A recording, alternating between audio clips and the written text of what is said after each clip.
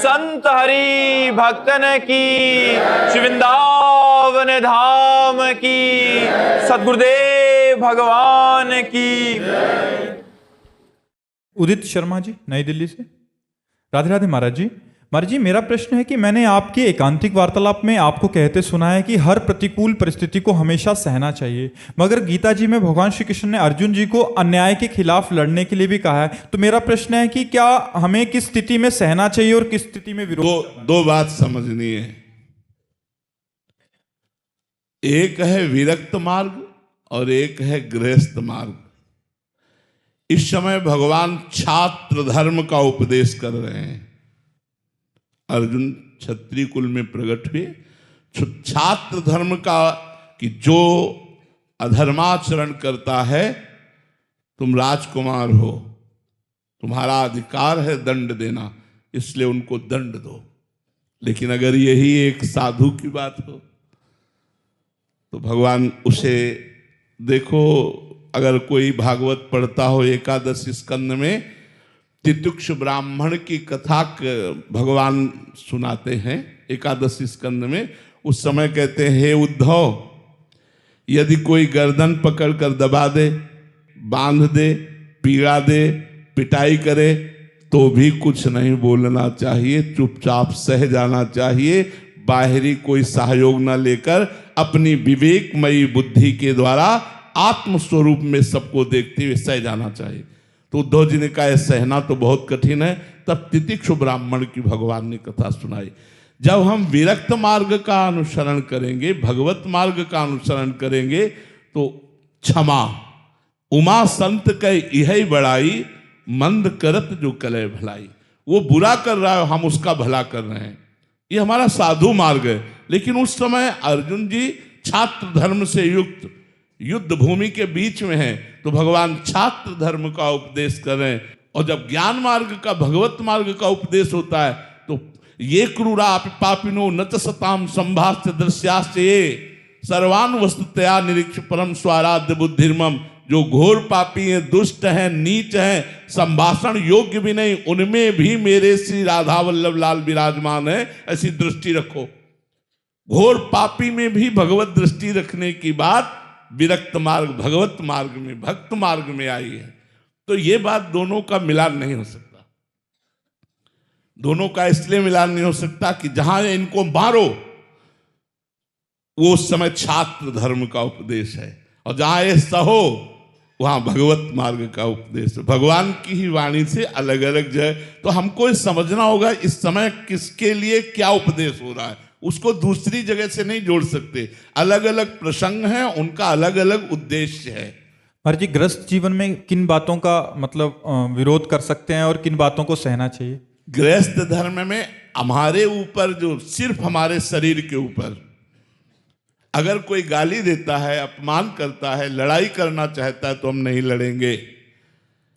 लेकिन हमारे परिवार के ऊपर, हमारी पत्नी के ऊपर, हमारे धर्म के ऊपर, हमारे राष्ट्र के ऊपर अगर बात आती है, तो जितना हमारे में बल है उसका प्रयोग करेंगे, नहीं तो बड़े बल का, सरकार का सहयोग लेंगे और उसका विरोध करके उसको दबाएंगे, उसके अधर्म को रोकेंगे, उसकी बुरी चेष्टाओं का नाश करेंगे।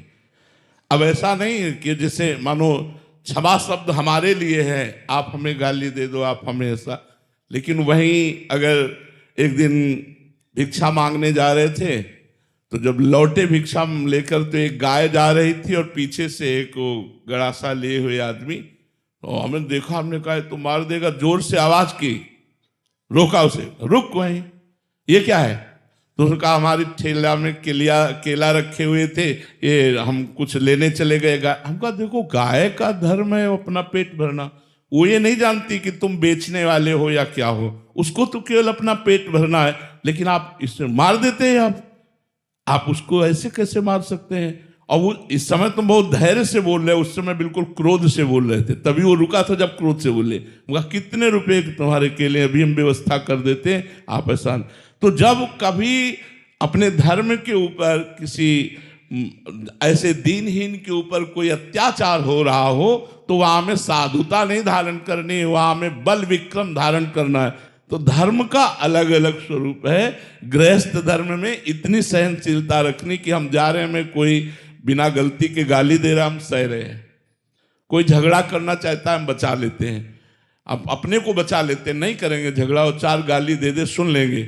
लेकिन धर्म के प्रति, परिवार के प्रति, इज्जत के प्रति, राष्ट्र के प्रति यदि कोई बात आवे तो मौन धारण करना अपराध है।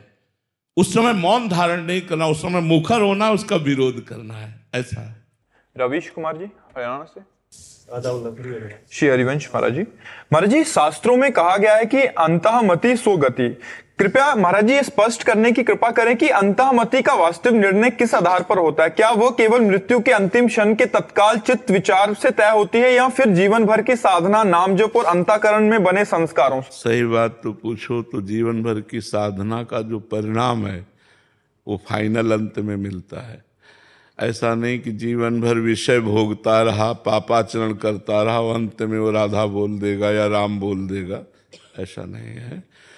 हाँ, ऐसा है कि अचानक कृपा भगवान की हो जाए, वो पापी रहा है जैसे अजामिल, और उसको अपने पुत्र के बहाने निकला नारायण, और शरीर छूटने का समय था, भगवत पार्षद आ गए, यमदूतों को तिरस्कृत करके उसे भगवत धाम की यात्रा की अजामिल ने।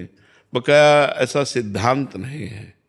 सिद्धांत ये है कि जो जीवन भर भजन करता है, भगवान का चिंतन करता है, यदि वो अंतिम समय भगवान का चिंतन नहीं कर पाता, बेहोश कोमा में चला गया, अब वो भगवत चिंतन करने लायक है नहीं, तो उस समय फिर भगवान उसके अंदर चिंतन देते हैं, क्योंकि सिद्धांत सिद्धांत है, अंतःमति सो गति।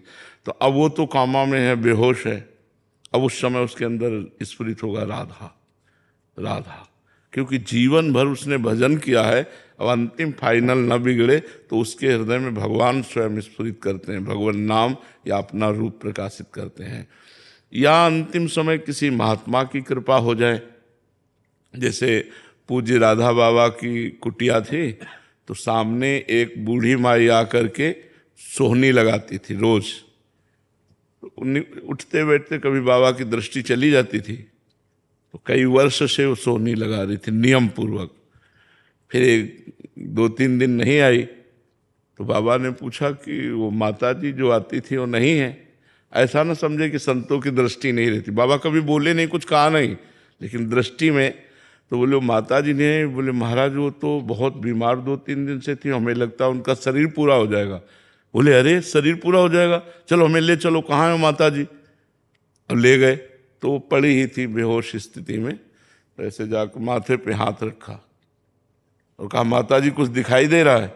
बोले हाँ, राधा माधव खड़े हुए हैं, मुस्कुरा रहे हैं और कह रहे हैं चलो हमारे साथ। बाबा उठे और चल दिए और माता जी का शरीर पूरा हो गया। तो किसी सिद्ध पुरुष की अंतिम समय कृपा हो जाए, भगवान की कृपा हो जाए कि कोई भक्त सानिध्य मिल जाए और उसे नाम कीर्तन, मान लो बेहोश है लेकिन उसके वातावरण में नाम कीर्तन शुरू हो गया, जहाँ शरीर बेहोश पड़ा है, तो उसको भगवत गति प्राप्त हो जाएगी।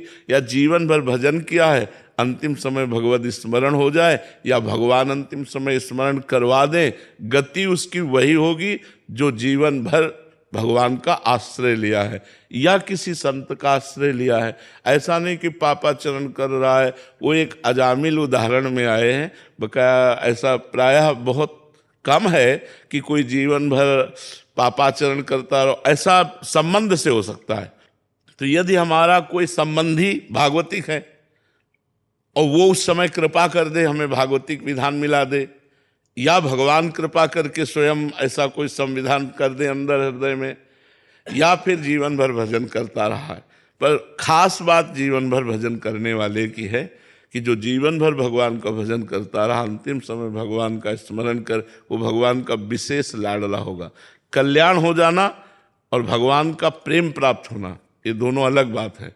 तो कल्याण तो 2-3 गतियों से हो जाता है, जैसे किसी बहाने से भगवान नाम स्मरण हो जाना, या बेहोश स्थिति में आसपास भगवान नाम कीर्तन होना, चरणामृत पवा देना, रज लगा देना, कोई दया करके ऐसा, करुणा करके संत या कोई गृहस्थ भी ऐसा कर सकता है। मान लो कोई प्राणी मर रहा है, हम उसके मुख में चरणामृत डाल दिया, रज डाल दिया, रज लगा दिया, राधा सुना दिया, अब उसका कल्याण हो जाएगा। या अंतिम समय भगवान की कृपा से कोई संत भगवान कृपा कर दे। ये भगवान वैसे प्रेम और विशेष कृपा उसी पर करते जो जीवन भर भजन करता रहा, वो भगवान की फिर दिव्य लीला में सम्मिलित हो जाएगा।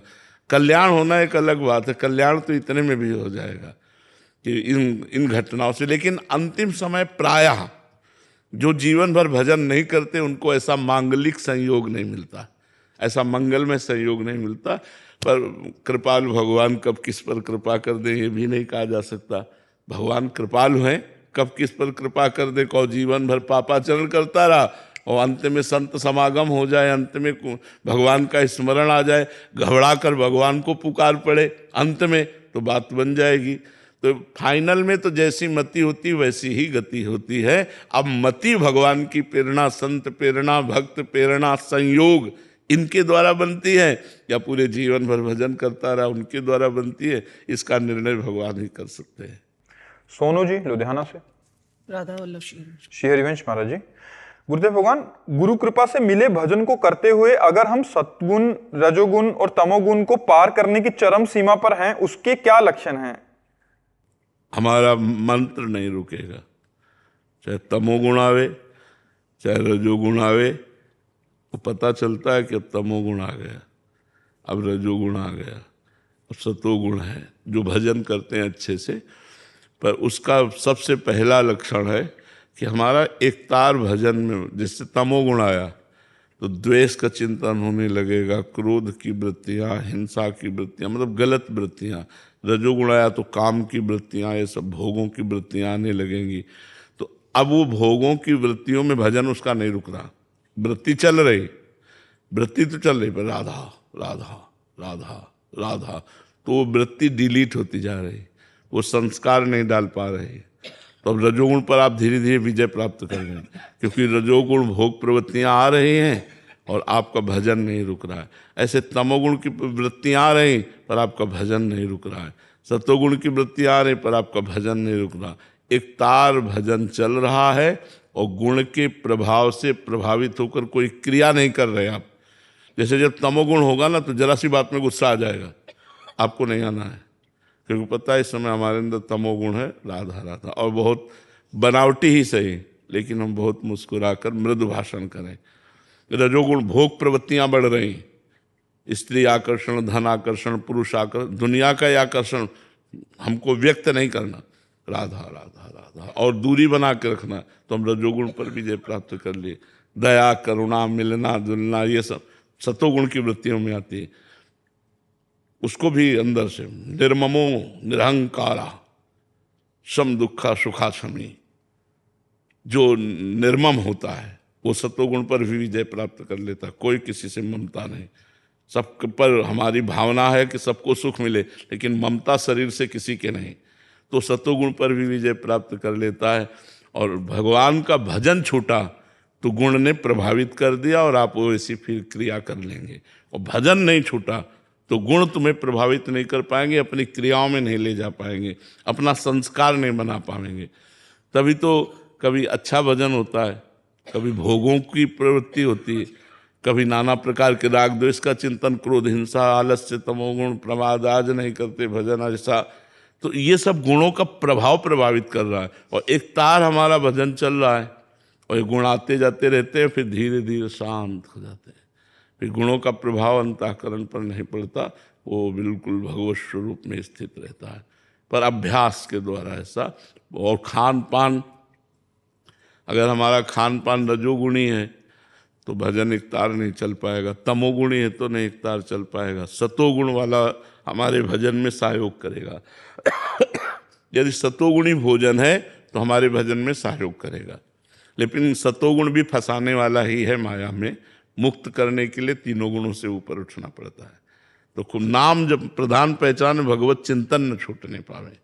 भगवत चिंतन छूटना तो मतलब फिर इन गुणों का प्रभाव हो जाएगा। यही डरे ही डरप हरिवंश हित, जिनो भ्रवै गुण सलिल पर, जी नामन मंगल लोक तिहूं, सुहरिपद भज न विलंब कर। देर मत करो, जिनका नाम तीनों लोकों का मंगल करने वाला है उनका भजन करो, उनके चरणों का आश्रय लेकर। भजन छूटा तो गुण प्रवाह, जो गुण सलिल है, सलिल माने पानी, प्रवाह जो है वो आपको गिरा देगा।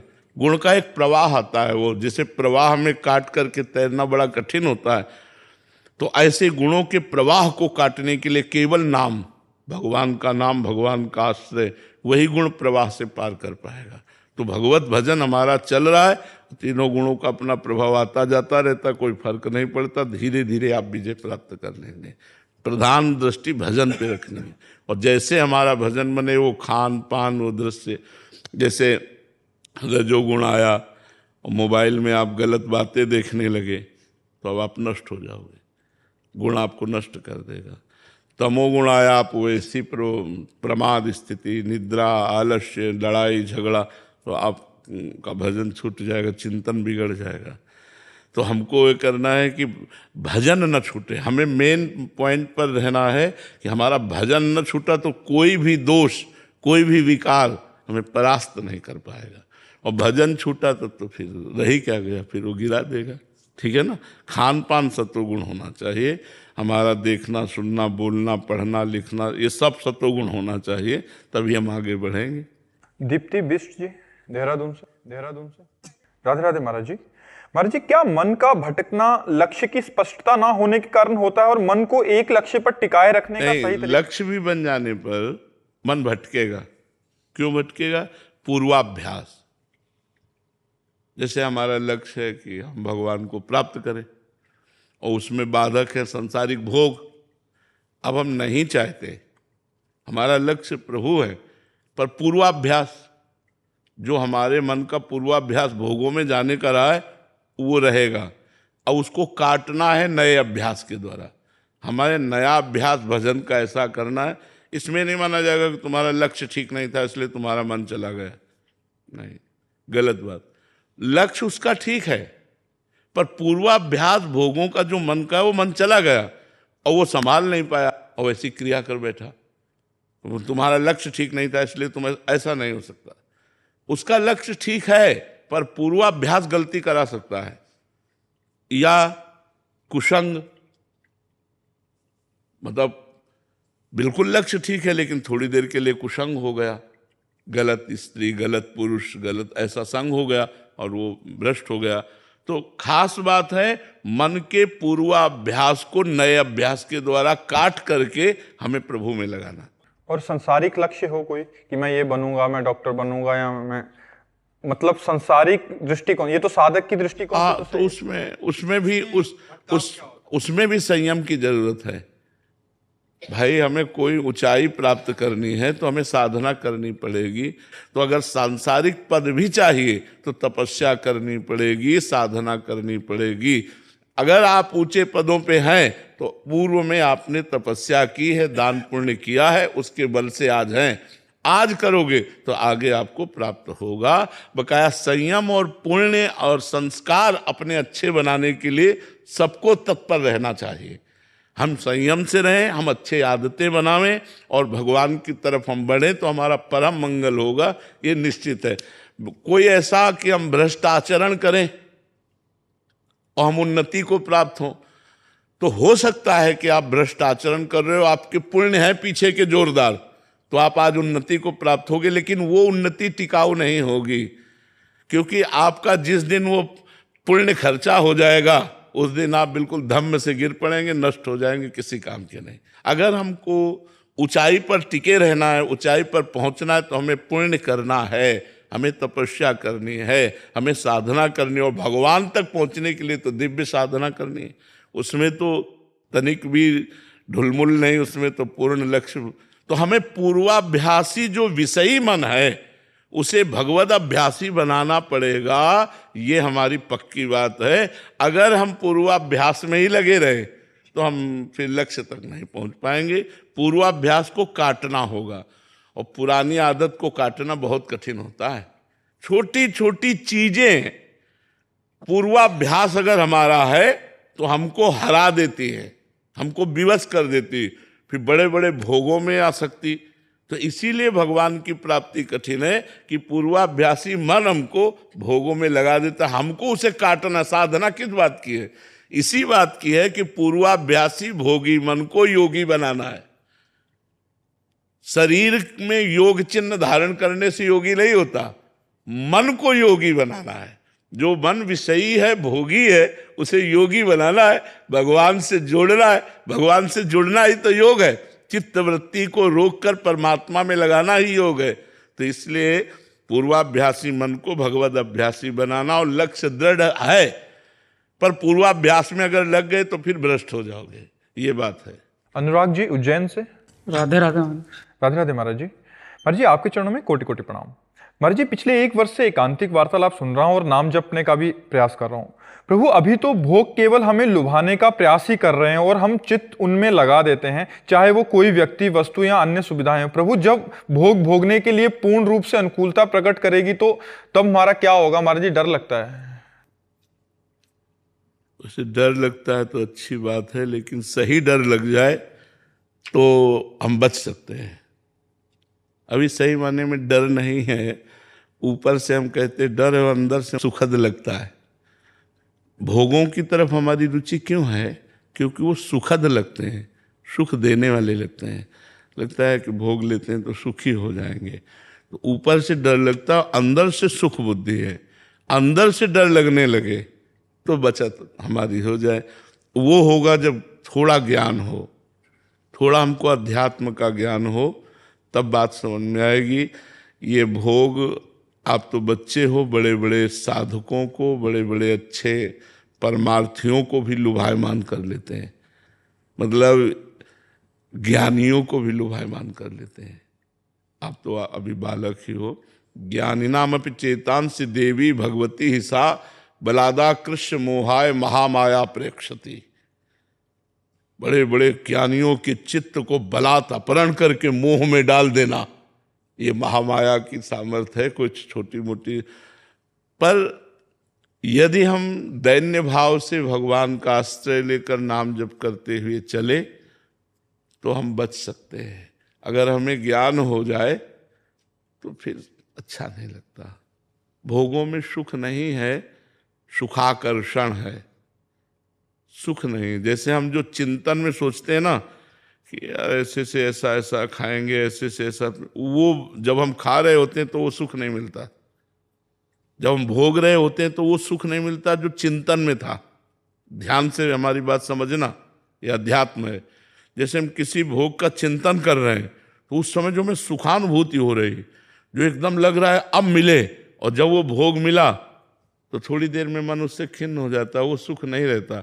इसका मतलब भोगाकर्षण में सुख है, भोगने में नहीं। अगर हमारा चिंतन न हो और फिर कोई भोग क्रिया हो तो देख लो सुख नहीं होगा। जैसे किसी को बोल दिया जाए कि आज तुम खूब विश्व के जो भोग चाहो भोग लो, कल 12 बजे तुम्हें फांसी दे दी जाएगी। अब हमें बताओ कौन सा भोग उसे सुख दे सकता है? क्योंकि उसका चिंतन हट गया, उसका चिंतन लग गया। अब बताओ, अब उसे कौन सा भोग सुख दे सकता है? सुंदर स्त्री, सुंदर भोग, सुंदर खान पान, वो कपड़ा, उसको किसी से कोई स्वाद नहीं मिलेगा। क्यों? क्योंकि चिंतन हट गया।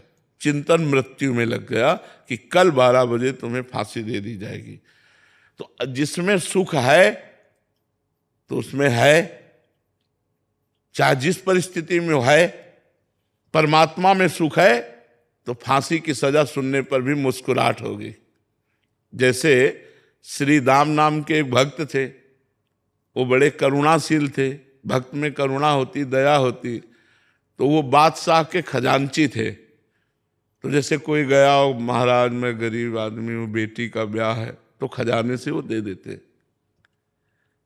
यद्यप चाहिए कि राज आज्ञा लेकर खजाने से दें, पर राज आज्ञा चूंकि वो इतना दयावान करुणावान तो था नहीं कि सब गरीबों के लिए वो आज्ञा कर दे, तो इसलिए वो कर देते थे। धीरे से काजी को पता चला, जांच हुई तो बात पक्की मिली और उन्होंने स्वीकार किया कि हम बिना राज आज्ञा के खजाने से हम दे देते हैं, तो ये अपराध बनाना। तो उनको राजा ने, बादशाह ने फांसी की सजा सुनाई, तुम्हें फांसी दे दी। वो बड़े भक्त, भगवान का भजन करने वाले, बड़े करुणा में, मतलब वो राज आज्ञा में रहते थे लेकिन वो संत थे। उनका चरित्र आया, श्री राम जी का चरित्र है। वो मुस्कुरा दिए, जब फांसी की आज्ञा हुई तो मुस्कुरा दिए। और उनके आराध्य देव थे महाराष्ट्र में जो विराजमान विट्ठल भगवान है, विट्ठल भगवान आराध्य देव थे। तो कहा जैसी विट्ठल की कृपा। तो उनका तुम्हारी अंतिम इच्छा क्या है? तो उनका एक बार विट्ठल भगवान के सामने से मुझे निकलवा दो, मतलब एक बार आंख मिलवा दो। तो उनको बंधन में डाल करके और विट्ठल भगवान के सामने गए, कहा आप राजी हो? बस चल दे, आप राजी हो कि मुझे फांसी हो? तो हम राजी हैं। जोई जोई प्यारो करे सोई मोहि भाए। यदि प्यारे तुम्हें ऐसा लगता है कि अब मेरा शरीर अंत हो फांसी के द्वारा, तो कोई बात। इधर भगवान पहुंचे बादशाह के पास, 15-16 वर्ष की अवस्था। भगवान तो कितना भी, आग को कितना भी छुपा, छुपती थोड़ी, कमल नयन, और मुस्कुरा करके सलाम किया, क्योंकि वो पहली बात तो रुपए देख करके उसका होश उड़ गया। उन्होंने कहा सुनो, हमारे मालिक को तुमने फांसी की सजा सुनाई है खजाने के कारण, और ऐसे पीतांबर से छोड़े वो हीरे। बोले हीरे रत्न ऐसे हैं कि तेरा खजाना कुछ नहीं है। और देखा कि वो बड़े कीमती, ये ले और तुरंत मेरे आदेश कर मेरे मालिक को छोड़ा जाए। बोले मालिक? बोले श्री राम मेरा मालिक है, मैं उनका नौकर हूं भगवान। तो बोले श्री राम ने तो कभी बताया नहीं, बोले इतने गुप्त है कि पूछो मत, हमने मना किया कि तुम्हारी नौकरी ना करे। तुम्हारे पास ऐसे खजाने में है ही नहीं रत्न और हीरे जैसे हमारे मालिक के पास है। अब वो तुरंत आदेश करने में लगा, जाओ तुरंत उनको रोको। वो बद स्थान की तरफ ले गए, कहीं उनको फांसी न दे दी जाए। तो घुड़सवार दौड़े, उनको रोक। इतने में भगवान अंतर ध्यान होगा। अब वो पागल बादशाह कहाँ गया हो, कहाँ गया? श्री राम को बादशाह हाथ जोड़कर बोले, एक बार अपने नौकर की दर्शन करा दो, दीदार करा दो। बोले हमारे को नौकर? हम तो आपका नौकर है। बोले नहीं, उसका नाम बिट्ठू था, बिट्ठू बोला था, और वो इतनी अवस्था का लगभग था, और ये हीरे देकर। तो उनके आंखों में आंसू आ गए। अरे बोले ये नौकर नहीं, अखिल ब्रह्मांडों के मालिक भगवान विट्ठल हैं, जो हमारी रक्षा के लिए आपके सामने ऐसे आए थे।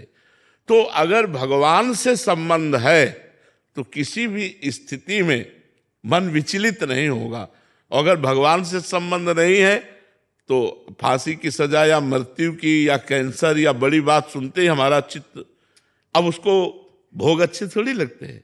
तो हमारा चित्त भगवान में जैसे जैसे लगता जाएगा, भोगों में सुख नहीं है, ये पक्की बात है, आकर्षण है, भोगाकर्षण है, भोगों में सुख नहीं तो आप सब गृहस्थ तो सुखी हो जाते ना। बोल देते अब कछुनाथ न चाही, मुझे मिल गया सुख, लेकिन आज तक किसी को नहीं मिला। वही भोगने की लालसा, वही फिर खाने की लालसा, देखने की लालसा, सुनने की, ये इंद्रियों के शब्द स्पर्श रूप रस गंध जो है ना, ये आकर्षण मात्र है, इनमें कोई सार बात नहीं। सार बात भगवान में है। मन सब कुछ प्राप्त करके भी एक अशांत रहता है, एक कुछ खोज करता है सुख की, मन में वो प्रसन्नता नहीं, क्योंकि वो प्रसन्नता तभी पूरी होगी जब भगवान से हम जुड़ेंगे। तो हमारा चित्त भगवान में लगे, ऐसा प्रयास करो तो भोगों से मन हट जाएगा। द्वैता भेषी जी, राधे राधे महाराज जी। महाराज जी, ईश्वर स्मरण नाम भजन से अत्यंत रुदन शुरू हो जाता है, एक तड़प सी होती है, असह्य रुदन चालू ही रहता है। रुदन को नियंत्रित करने के लिए नियम से 11 बार दुर्गा सप्तशती शुरू किया है महाराज जी। बट महाराज जी, इसमें कैसे मन अशांत हो जाता है, फिर ईश्वर प्राप्ति का मार्ग ऐसे में? ये बात सही नहीं है, बिल्कुल सही नहीं है, क्योंकि हम उसी मार्ग के प्रतीक हैं। मन अशांत हो जाता है रुदन करने पर। भगवान के नाम पर, भगवान के चिंतन पर जब रुदन आएगा ना, तो मन नाच पड़ेगा, आनंद में डूब नहीं, शब्दों का सारा खेल है।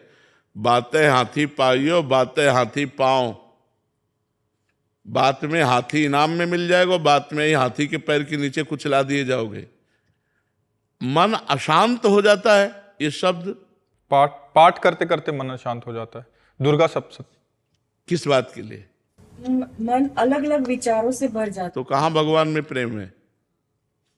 जब प्रेम हो जाएगा भगवान में, तो यही तो होता है ना कि हमारी बात समझो। अध्यात्म का प्रश्न है, अध्यात्म के उत्तर हैं तो थोड़ा कड़ुए लग सकते हैं। हमें हर समय रुदन होता है भगवान के नाम का चिंतन करके, और हमारे विचारों में परिवर्तन होता है और हमारा मन अशांत रहता है। दोनों बिल्कुल विपरीत से। अभी नाम जप करो, डट के नाम जप करो, और एक मार्ग पकड़ो, एक मार्ग कोई पकड़ो। हम कह रहे हैं माँ को पकड़ो तो माँ को पकड़ो, प्रभु को पकड़ो तो प्रभु, एक को पकड़ो और चलती रहो। और जो अनुभूतियां उन्हें गुप्त रखो, तो आगे आप अध्यात्म में। नहीं तो कोई स्थिति थोड़ी है। जब रोना आता है ना भगवान के लिए, रोम रोम पुलकित हो जाता है, मन एकदम आनंद से उन्मत्त हो जाता है। उस दशा को कैसे वर्णन करें? वो कोई साधारण दशा है? गदगद सुर नैना सजल दंपति रस रहे भीन, यही व्रत वृंदा विपिन में फिरे प्रेम तल्लीन। जब तो वो केवल आह भर करके पुकार सकता है और कुछ नहीं बोल सकता। राधा, हा प्रियाजू, हा कृष्ण, हा प्रीतम, बस। अशांत, अरे उसको छू ले तो अशांत शांत हो जाए, उसको देख ले तो अशांत शांत हो जाए। इतना वो शांति का स्वरूप हो जाता है जो भगवान के प्रेम में। इसलिए नाम जप करो, शास्त्रों का स्वाध्याय करो, गंभीर रहो। कोई दंभ ना आने पावे, दंभ माने होता दिखावा, कोई दिखावा ना आने पावे तो आपकी भक्ति सही रास्ते में चल पाएगी। अगर भक्ति को दंभ रूपी रोग हो गया तो फिर नष्ट हो जाएगी। दिखावा नहीं होना चाहिए, ये अंतर की गुप्त वस्तु है। अगर हम बनावटी ही रोएं तो भगवान उसे सही मान लेते हैं। एकांत में रोएं, प्रभु हम तब प्रेम के आंसू हैं कि नहीं मुझे पता नहीं, लेकिन आपके लिए हैं। अगर हम बनावटी भी एकांत में रोएं तो भगवान उसे सच्ची मान लेते हैं और कभी हमें सच्चा प्रेम दे देंगे। लेकिन हम ये दिखावा करें कि हम प्रभु के लिए रोते हैं तो फिर बिगड़ जाएगी, फिर भक्ति नहीं आएगी, नाटक रह जाएगा। रश्मि राजपूत जी और राधे राधे। राधे राधे महाराज जी। महाराज जी, मैंने आपके श्रीमुख से एक सत्संग में ये सुना था कि साधक को किसी से पैर नहीं छुआने चाहिए, पुण्य नष्ट हो जाते हैं। गुरुदेव, मैं एक शिक्षिका हूँ, जैसे कि मैं विद्यालय जाती हूँ, सभी बच्चे आकर पैर छू लेते हैं। मेरा मना करने के बाद भी कि मैं बोलती हूँ राधे राधे बोलो, बस यही प्रभु की इच्छा है। पर महाराज जी, ऐसी स्थिति में जब वो पैर छू लेते तो मेरा पुण्य नष्ट होगा? नहीं, नेत्रों से तुम उन्हें प्रणाम कर लो। जैसे कोई आके बच्चा पैर छूता है तो तुरंत हे भगवान आप इस रूप में हो, अच्छा राधे राधे, ठीक है। ऊपर से हम भले सांसारिक व्यवहार करें, लेकिन अंदर से हमें भागवतिक रहना चाहिए कि इन सब बच्चों के रूप में भगवान ही है। हमें सेवा दी है पढ़ाने की, मेरे भगवान ही है, ऐसी भावना रखनी चाहिए। जैसे कोई आके पैर छू लेता है या साष्टांग दंडवत करता है या नमस्कार करता है तो अपने लोग पहले उसे नमस्कार कर लेते हैं। आप आ ही रहे हो, हम पहले मानसिक नमस्कार कर लिया। अब आपका जो मन है, चाहे साष्टांग करो चाहे पंचांग करो, कोई तो जैसे बच्चा आ रहा है तो पहले आप मानसिक प्रणाम करो कि इसमें भगवान विराजमान है, तो आपका पुण्य नष्ट नहीं होगा। ध्याना सोनी जी। राधे राधे महाराज जी। महाराज जी, कोटि कोटि प्रणाम। महाराज जी, गीता जी में कहा है कि कर्म करो पर फल की चिंता ना करो, परंतु महाराज जी हम विद्यार्थी काल में हमारा लक्ष्य अच्छे मार्क्स लाना है ऐसा रहता है, तो फल के बिना कैसे हम कर्म?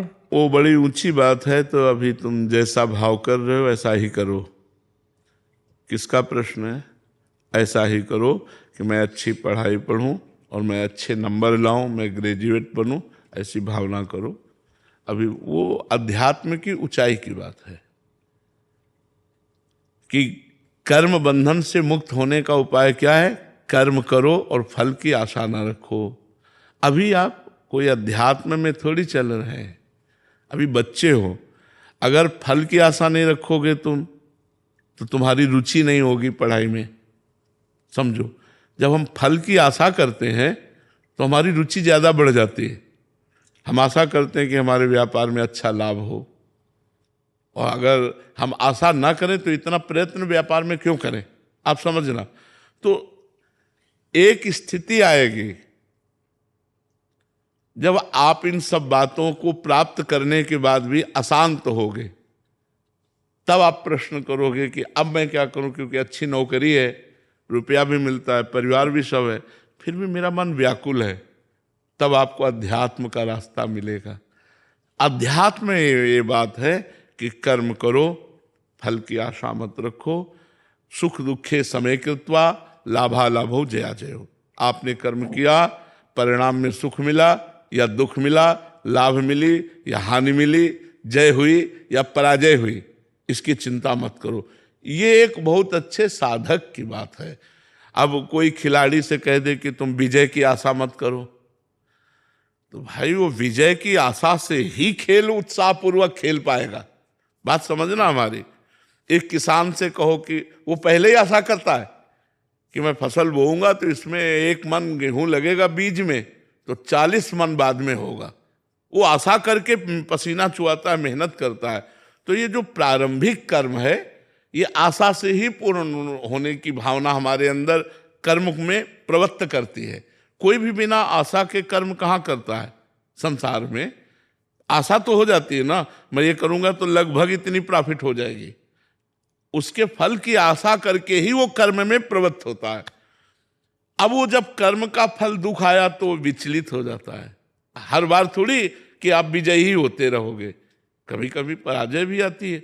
तो भगवान इसलिए कह रहे हैं कि तुम समान भाव बना रहे तुम्हारा, तुम दुख सुख से लिप्त ना हो, इसलिए तुम फल की आशा मत करो। पर वो ऊंची बात है।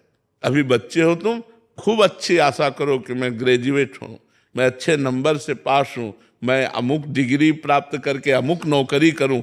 आशा रखो, जिससे तुम्हारे प्रयत्न में उत्साह रहेगा, तुम्हें कर्म करने में उत्साह रहेगा। वो तो योग है। अभी तो आप संसार के बच्चे हो, नाम जप करते रहो और खूब अच्छी पढ़ाई। हर व्यक्ति चाहता है, जैसे भजन करने वाला, मैं अच्छा भजन करूं, भगवान का अच्छा भक्त बन जाऊं, भगवान के चरणों का मुझे प्रेम प्राप्त हो, ऐसी आशा तो करता है ना। लेकिन भजन का जब एक फल उत्पन्न होगा हृदय में, तो सब आशाएं शांत हो जाती हैं। मिले भगवान न मिले, दुख मिले सुख मिले, गति हो दुर्गति हो, इन सब बातों से मन हटकर शांत भजन में भगवदाकार हो जाता है। वो स्थितियां हैं। अभी तुम ऐसा जैसा भाव है वैसे चलो और नाम जप करते रहो। राधा राधा जो तुम्हें प्रवीण बनाएगा, तुम्हारी बुद्धि को शुद्ध करेगा, लौकिक पारलौकिक सुख प्रदान करने में समर्थ है राधा नाम, इसलिए राधा राधा जपते रहो। हर्ष कुमार राणा जी गुजरात से। श्री हरिवंश महाराज जी, आपके चरणों में कोटि कोटि प्रणाम। महाराज जी, पिछले 2 सालों से आपके द्वारा बताए गए मार्ग पर चलने का प्रयास कर रहा हूँ। गुरुदेव, मैंने आपकी श्री वाणी से शरीर के बारे में सुना है कि स्थूल शरीर, सूक्ष्म शरीर और कारण शरीर, और यही तीनों शरीरों से भागवतिक चेष्टाओं के बारे में। तो महाराज जी, भागवतिक चेष्टा कैसे करें? भागवतिक चेष्टा हो रही है कैसे समझें? और भागवतिक चेष्टा हो रही है पर स्वीकृति कैसे आए और स्वीकृति को दृढ़ कैसे करें? भागवतिक चेष्टा का तात्पर्य होता है तस्मात् शास्त्रम प्रमाणम ते कार्या अकार्यो व्यवस्थितो। शास्त्र के अनुसार हमारे कर्म होने चाहिए, शास्त्र विरुद्ध कर्म नहीं होने चाहिए। जब स्थूल शरीर से पवित्र धर्म में भागवतिक क्रियाएं होती हैं या जो भी कर्म है वो भगवत समर्पित किए जाते हैं, तो उसका प्रभाव सूक्ष्म शरीर पर पड़ता है। सूक्ष्म शरीर है मन, बुद्धि, चित्त, अहंकार, 5 ज्ञानेंद्रियां, 5 कर्मेंद्रियां, ये ही है।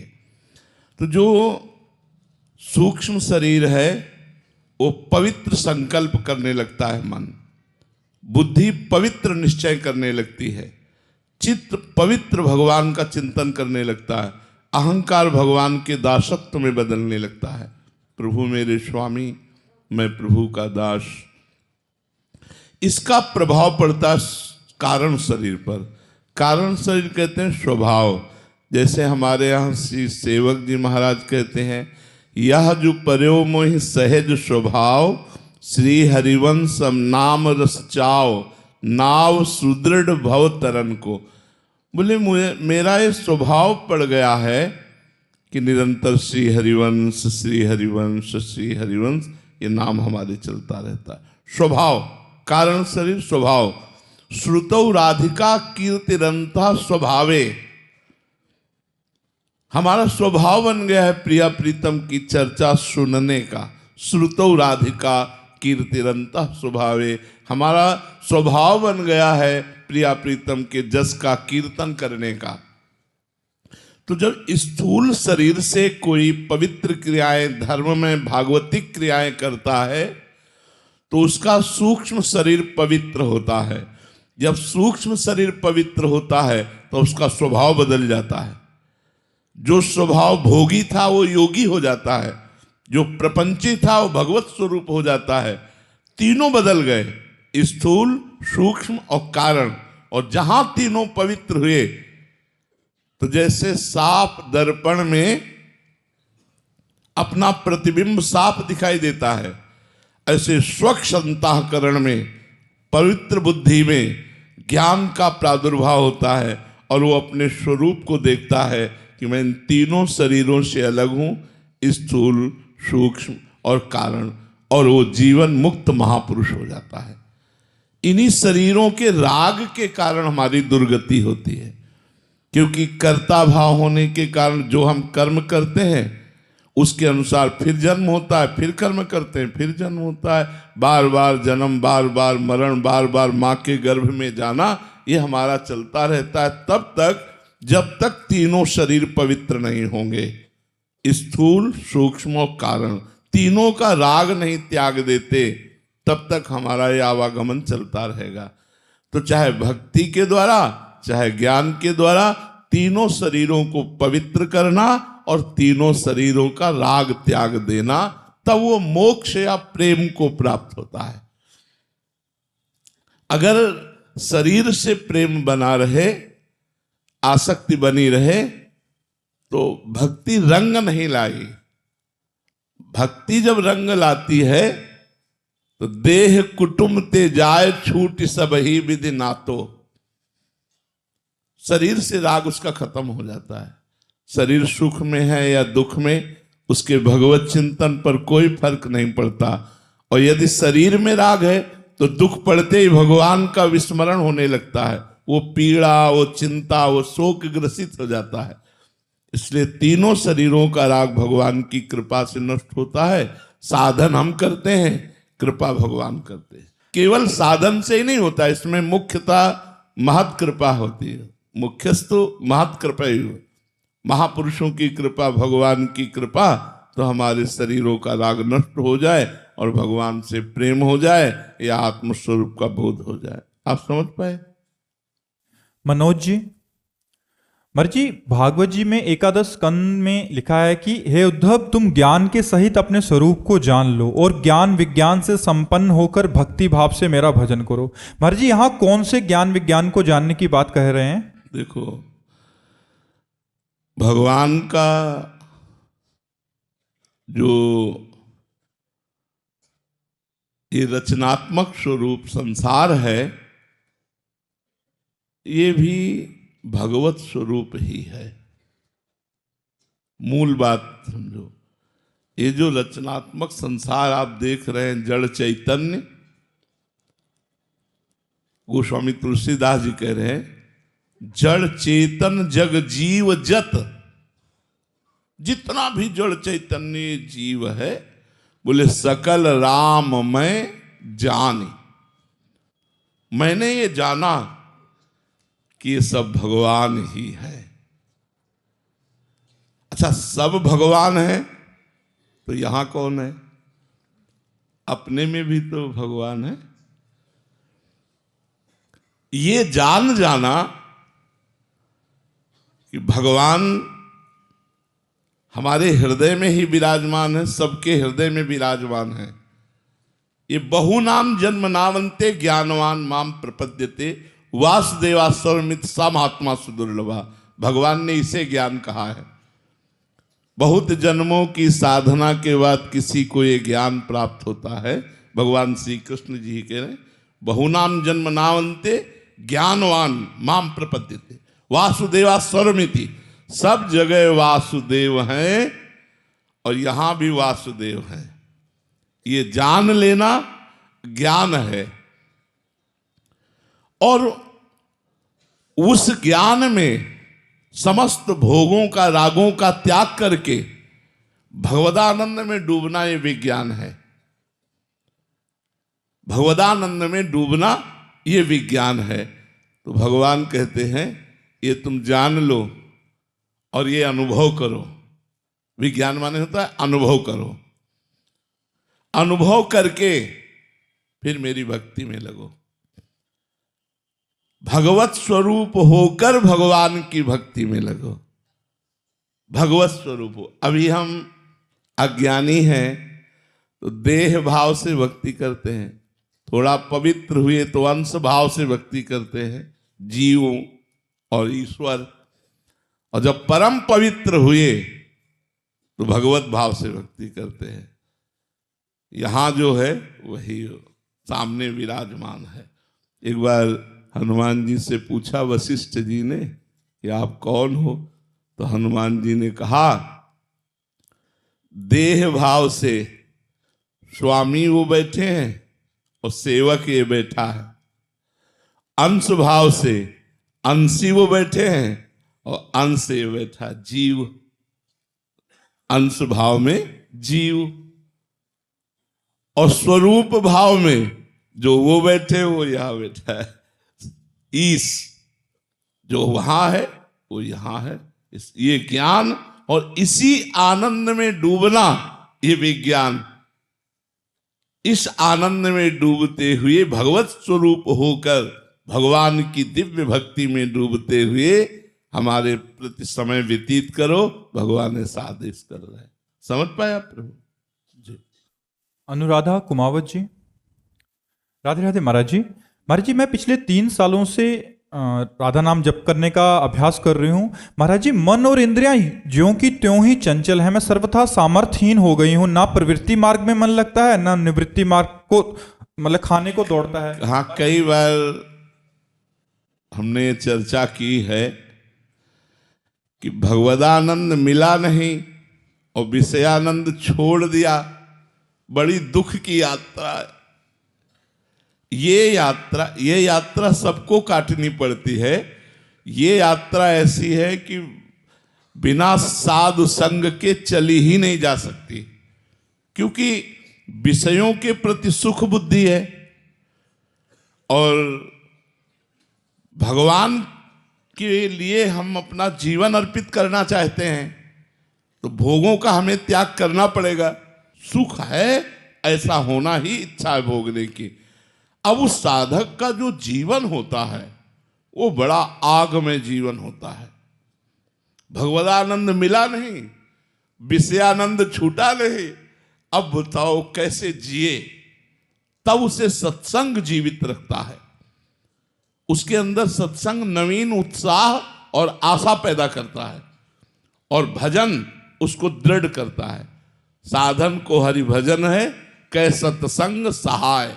सत्संग सहायता करता है कि उत्साह आता है, नहीं हमें प्रभु मिलेंगे, हमें विषयों की तरफ नहीं जाना, हमें परमात्मा की तरफ ही चलना है। नहीं तो देखो, मन पूर्वाभ्यासी भोगों का है, पूर्व से अनेक जन्मों से भोग भोगता आया है। आज हम उसे भगवान में लगाने के लिए समय दे आया, वो भी कितना दे पा रहे हैं तो देख लो। 24 घंटे देते हो, 10 घंटे देते हो, 5 मिनट देते हो, कितना देते हो। जब मन को हम 24 घंटे विषयाभ्यास से काट कर भगवत अभ्यास में लाएंगे तो ये मन, जानते हो, बहुत बलवान है। मन से बड़ा बलवान कोई नहीं है। ये बड़े बड़े वीरों को भी घुटने पे ला दिया है। जो अपने चक्रवर्ती रहे हैं उनको भी घुटने पे ला दिया है। मन जो चाहता है वही करवा के रखता है, वही करवा के रखता है। मतलब ये बहुत बड़ा मन है चाहे जितना बड़ा कोई गुरु हो, जो मन को चेला नहीं बनाए वो गुरु हो ही नहीं सकता।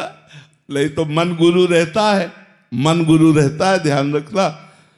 जो मन को चेला बना ले, जो मन को दास बना ले, जो मन को परास्त कर दे, वही परमार्थ पथ का विजयी उपासक होता है।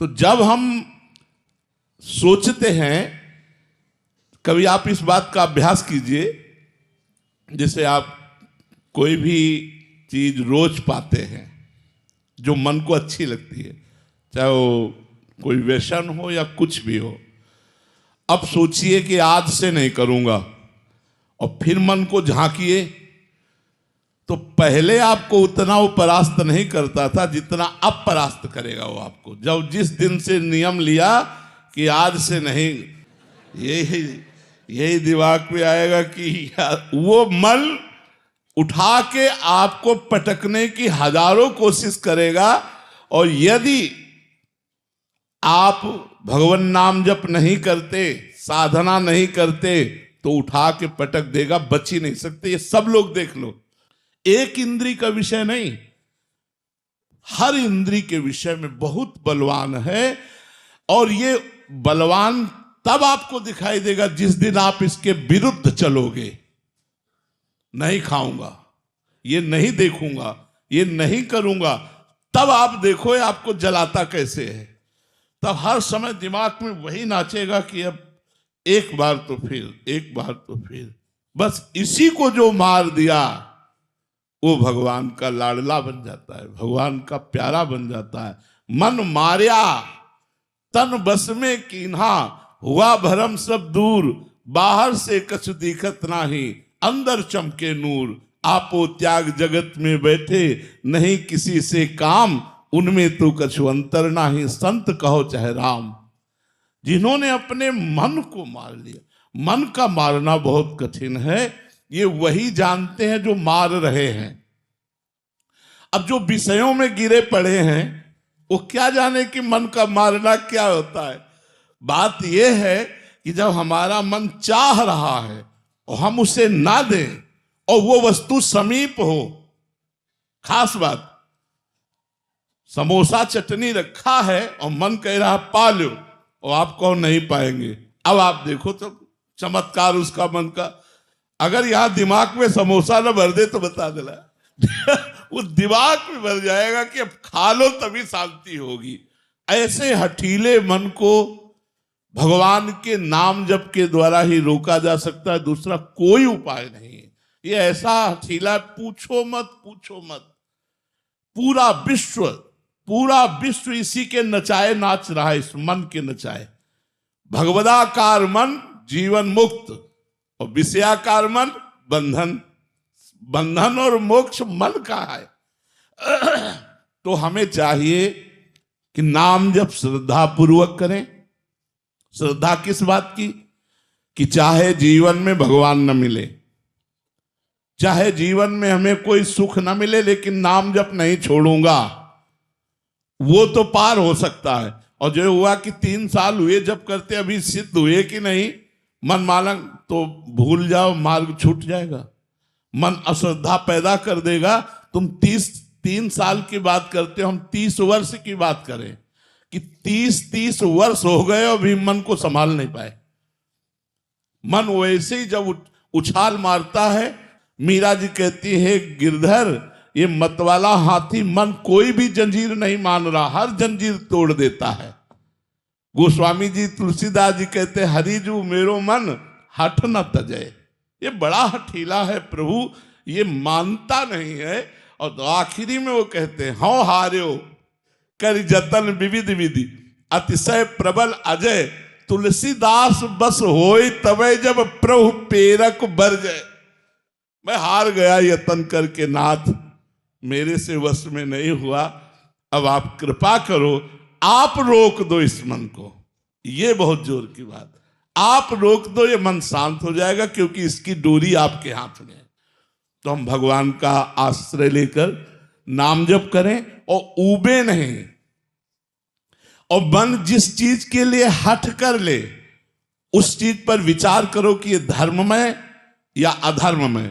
अगर अधर्ममय है तो ना ना ना, और धर्ममय है तो फिर कर देना। अब जैसे वो कह रहा है कि आज हमको अमुक चीज पानी है, वो पाने लायक है, तो फिर आप व्यवस्था करो, उसको थोड़ा अपने पक्ष में करो। एकदम आप ना खींच जाओ, इतने बड़े वीर नहीं हो, गिरा देगा, पक्का गिरा देगा। हम लोग खूब इसका अनुभव किए हुए हैं। इसको पक्ष में भी लेना पड़ेगा। जैसे जंगली जानवर हो तो उसे डंडे का भी भय और खवाने का भी है, दोनों बात रहे। उसको प्यार भी दो और उसको भय भी दो। तो भय अधर्म के लिए और प्यार धर्म के लिए। वो कहता है आज ये हम खाएंगे, ये पिएंगे, और वो धर्ममय है तो कोशिश करो, यदि आपके पास व्यवस्था है तो उसे खवा पिला दो। अगर धर्म के विरुद्ध है फिर नहीं, फिर तो ना ना ना, कुछ भी करे तो वो क्या करेगा, वो जलाएगा हमारे हृदय को, और उस जलन को जो सह गया वही भगवत प्राप्त हो जाता है। यम ही न व्यथ्यन्ते ते पुरुषम पुरुषर्षभ सम दुखा सुखा धीरम स्वमृतत्वाय कल्पते। जो मन के द्वारा दी हुई जलन से व्यथित होकर परास्त नहीं होता, सुख दुख में समान भाव रखने वाला महात्मा अमृत पद का अधिकारी होता है। महात्मा शब्द सबके लिए है, वो चाहे किसी कपड़े में हो, यदि वो धैर्यवान और भगवान का निज जन भजन करने वाला है, वो महात्मा ही हो, चाहे गृहस्थ हो चाहे विरक्त हो। महाराज जी, एक साधक कह रहे थे कि जैसे आप बोलते हैं कि 25-25 साल हो जाते हैं, मन को काबू करना बड़ा कठिन है, भगवत कृपा हो तो एक वो है। तो महाराज जी कह रहे हैं कि कभी कभी एकदम उत्साह रहित हो जाता है मन की, मतलब कि 25 साल हो गए इन महापुरुषों को, तो फिर बिल्कुल उत्साह रहित हो जाता है। पर भगवान फिर कृपा करते हैं और सहयोग करते हैं।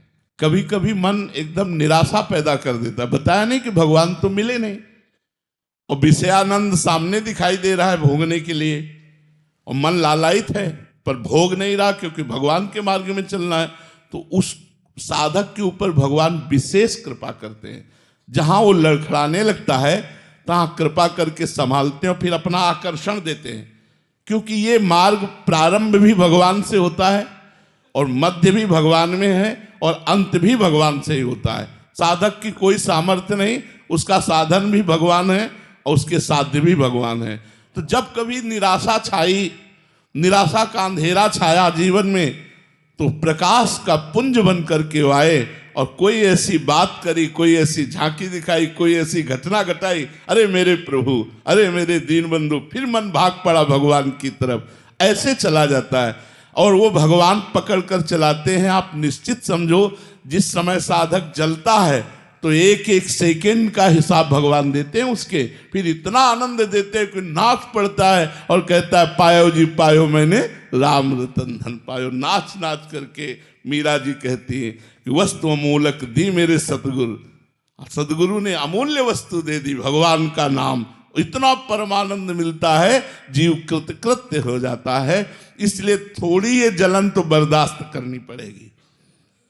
एक दिन यहाँ एकांतिक में कह रहे थे, संसार का मार्ग तो जलन जलनमय ही है, भगवत मार्ग थोड़ी देर के लिए जलन सह जाओ फिर निकल जाओगे। ये थोड़ा रास्ता जो जब तक भोगाकर्षण भस्म नहीं हो जाता तब तक आपको जल। अब कितना भजन आप करते हैं देखना है। अगर आप 24 घंटे भजन कर रहे हैं, तन्मयता धारण कर रहे हैं, तो महीनों में हो सकता है। आप थोड़ा भजन किए, विषय सेवन किए, तो वर्षों लग सकते हैं, जन्म लग सकता है, कई जन्म लग सकते हैं। ये बहुत बड़ी यात्रा है। देखो, अगर 3 वर्ष में 3 सेकेंड भी नाम में लग गया तो आपने बहुत बड़ी विजय हासिल कर ली। अनंत जन्मों का बिगड़ा हुआ मन 3 मिनट 3 सेकेंड यदि भगवान में लगने लगा तो आपने विजय हासिल कर ली। मतलब दवा काम कर रही है। रोग में 3% अगर हमारा सुधार हुआ तो हमें चिंता नहीं करनी चाहिए, वो पूरा 100% सुधार कर देगा। और देखो, लग तो गया है यार।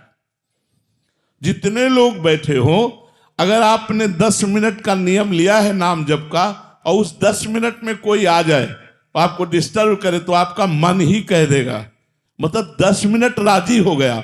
अगर धीरे धीरे इससे हम समय बढ़ाते जाएं और 24 घंटा तो चलते फिरते, उठते बैठते, खाते पीते, सोते जागते, हर समय नाम जप, अरे फिर क्या कहना है।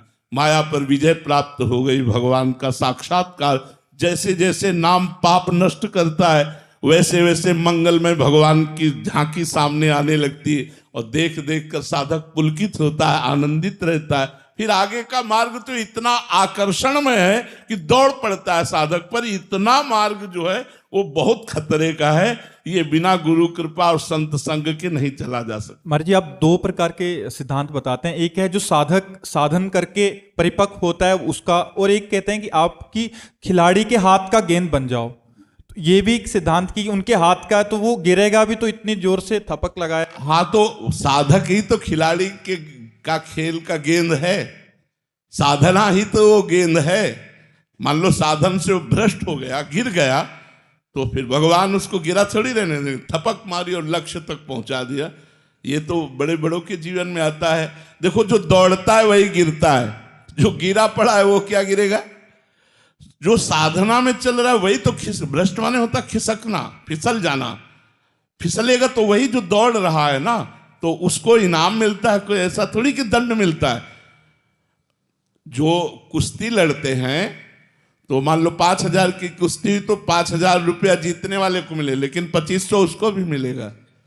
जो हारा है 2,500 उसको भी देते हैं, उसका भी। तो इस मार्ग में अगर हार भी गए तो विजय ही होगी, तो लाभ ही होगा, हानि तो होनी ही नहीं है भगवत मार्ग में। श्री हरिवंश महाराज जी, मेरे घर में मेरे बुजुर्गों ने अपना कुछ अर्थ संभाल कर रखने को मेरे को दिया था 15 वर्ष पूर्व, लेकिन 10 वर्ष पहले ही वे शरीर छोड़कर चले गए। तब से उनका अर्थ मेरे पास सुरक्षित है, इसकी जानकारी किसी को नहीं है। मैं इसका उपयोग कैसे और कहाँ करूं जिसका उनको पूर्ण लाभ हो? वैसे धर्मार्थ कर दो तो बहुत अच्छा रहेगा। जैसे